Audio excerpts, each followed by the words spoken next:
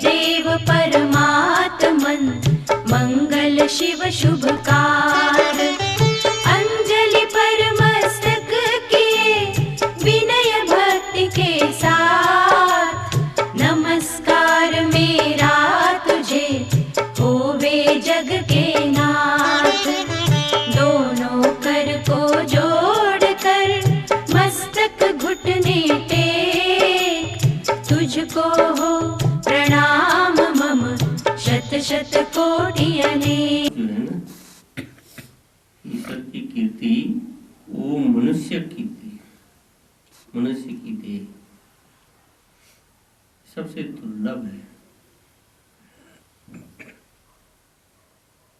भगवान ने अनेकों अनेक जीव जंतु कीट पतंग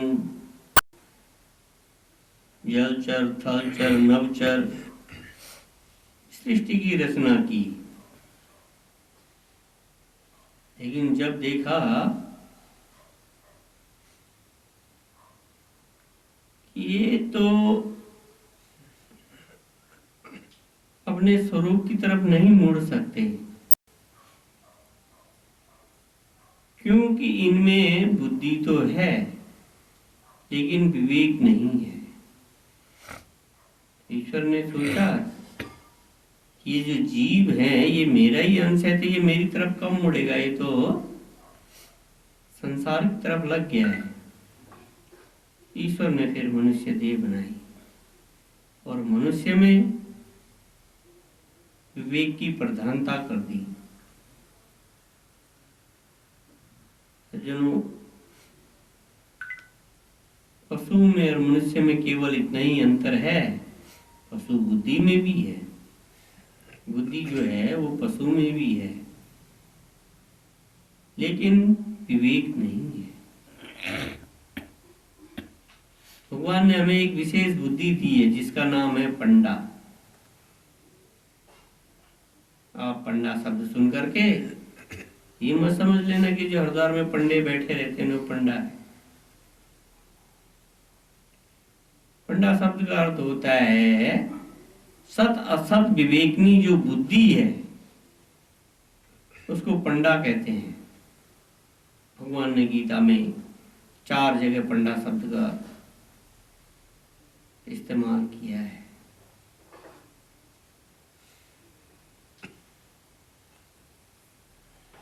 तो जो हमारी विवेकनी बुद्धि है वो क्यों मिली है?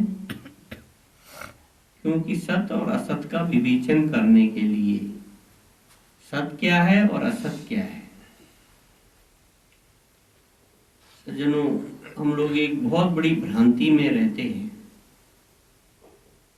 कभी साधु संत मिलते हैं या कहीं पर सत्संग हो रहा होता है, आप जा रहे हो तो कोई पूछता है कहाँ जा रहे हो? सत्संग में जा रहे हैं।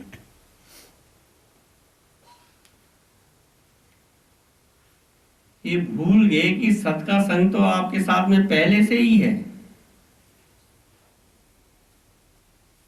क्यों? क्योंकि आपकी जो आत्मा है ना, वो तो सत है ही है, इसीलिए उसको सत चित आनंद घन कहा। और ढूंढते हैं बाहर, इसीलिए दुखी सुखी होते हैं। सुख दुख भी केवल आपके मन की कल्पना है। वास्तव में संसार में ना तो सुख है और ना दुख है।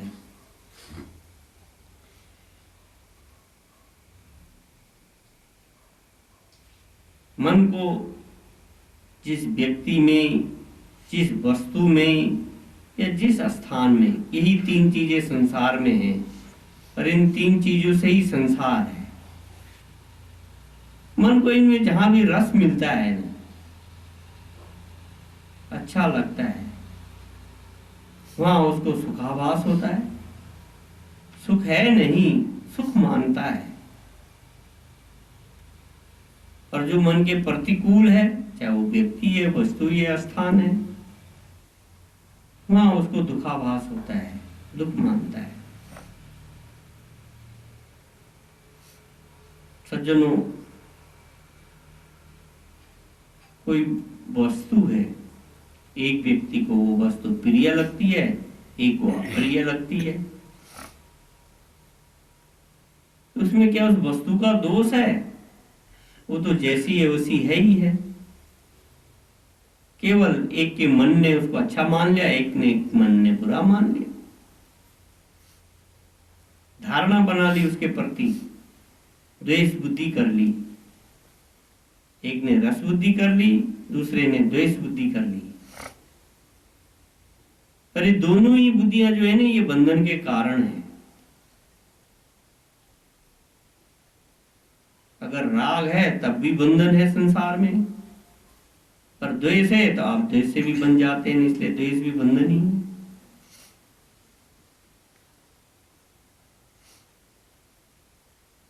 तो जो आपकी विवेकनी बुद्धि है, उससे आप निर्णय करें कि सत्य क्या है और असत्य क्या है। भगवान ने इसीलिए विशेष बुद्धि दी है, जिसको विवेक कहा, पंडा बुद्धि जिसे कही है।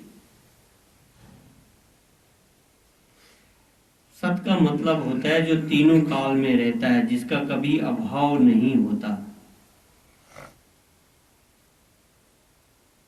भगवान ने गीता में भी कहा है, हे अर्जुन, सत का कभी अभाव नहीं होता और असत्य जो है उसका कभी भाव नहीं होता।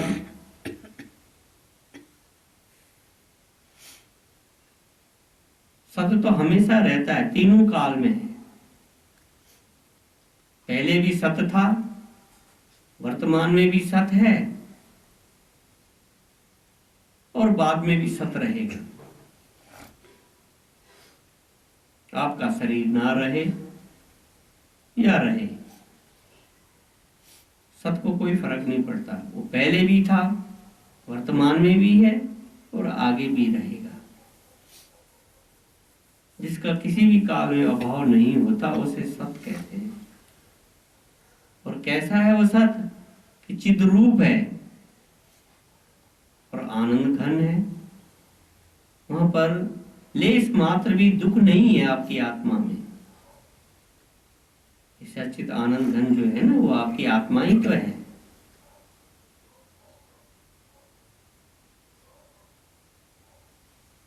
और जो जीव है वो ईश्वर का ही अंश है।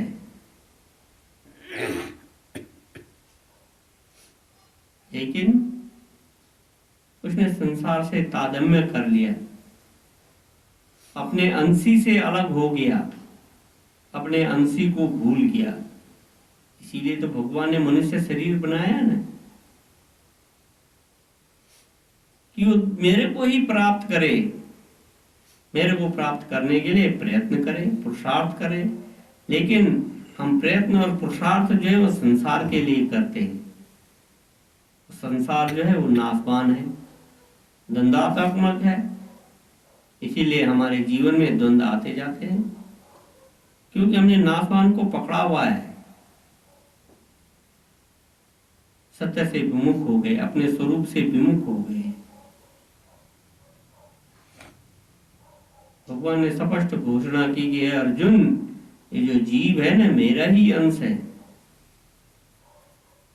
ममेवांशो जीव लोके जीव भूता सनातना। फिर कमी कहां पर आ गई? क्यों विमुख हो गया है? कि मना षष्ठानि इंद्रियाणि प्रकृति स्थानि कर्षति।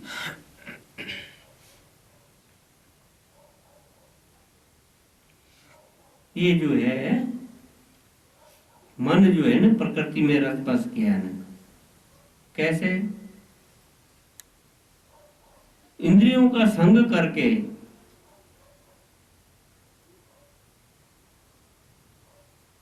आपकी 5 कर्म इंद्रियां हैं, 5 ज्ञान इंद्रियां हैं। तो जिस समय जिस इंद्रिय के साथ में मन का संबंध होता है, वो उसी के साथ में चल देता है।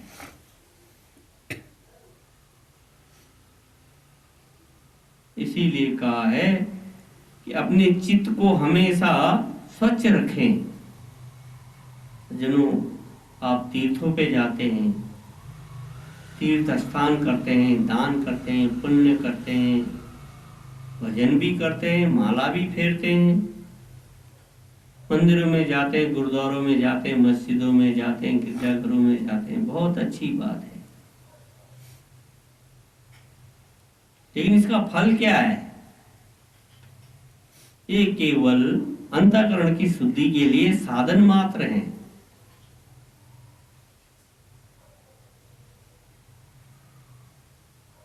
तीर्थों में भटकते रहते हैं न, लेकिन जो असली तीर्थ है न, उसको साफ नहीं करते, उसकी तरफ आपका ध्यान नहीं है। इदम तीर्थम किम परम तीर्थम। किसी महापुरुष ने प्रश्न किया, यहां भी तीर्थ है, वहां भी तीर्थ है, इधर तीर्थ उधर तीर्थ, लेकिन परम तीर्थ क्या है? हमारे भगवान भाष्यकार आज जगत गुरु शंकराचार्य जी ने उत्तर दिया, शुद्ध मना, जिसका अंतःकरण, जिसका मन शुद्ध है, उससे बड़ा तीर्थ कोई है ही नहीं। इसलिए सज्जनों, अपने मन को शुद्ध बनाइए, अपने अंतःकरण को शुद्ध बनाइए। हम बार बार कहते हैं, क्योंकि हमारा जो अंतःकरण है, हमारा जो चित्त है, इसमें संसार बस गया है। चित्तमेव संसारा तथा राग द्वेषो व्यवस्थितो। ये कैसे मलिन हो गया ना? राग द्वेष से मलिन हो गया ना। ये राग द्वेष को ही तो हटाना है। जिस दिन आप अपने राग द्वेष इससे हटा देंगे, उस दिन आपका अंतःकरण शुद्ध हो जाएगा। स्वच्छ आईने में ही प्रतिबिंब दिखाई देता है। आप शीशे के सामने खड़े हो जाइए, उस पर धूल पड़ी है, पर्दा डाल दीजिए न, आपका चेहरा दिखाई देगा क्या? इसीलिए आपको अपनी आत्मा की अनुभूति नहीं होती। क्यों? आवरण चढ़ा हुआ है। ये आवरण यही तो है न, राग द्वेष, संसार के द्वंद्वात्मक संघात जो है, इन्हीं से तो आपका अंतःकरण ढक गया ना। इसीलिए आपको अपने स्व की अनुभूति नहीं होती। उसी को शुद्ध करने के लिए भजन, साधन, सत्संग, तीर्थ इत्यादि हैं। इसलिए सज्जनों, अपने अंतःकरण को शुद्ध रखें। राग द्वेष से बचना चाहिए। संसार में कहीं राग ना हो तब भी आप फंस जाएंगे, कहीं द्वेष होगा तब भी आप फंस जाएंगे। इसलिए संसार में रहते हुए भी कहीं आसक्ति ना हो।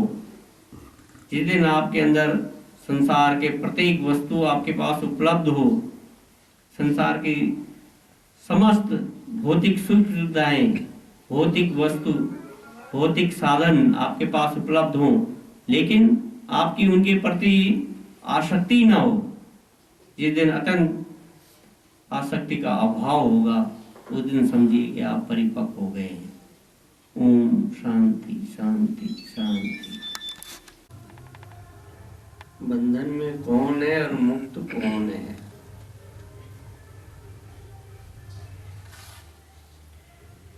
जहां पर मैं मेरापन है,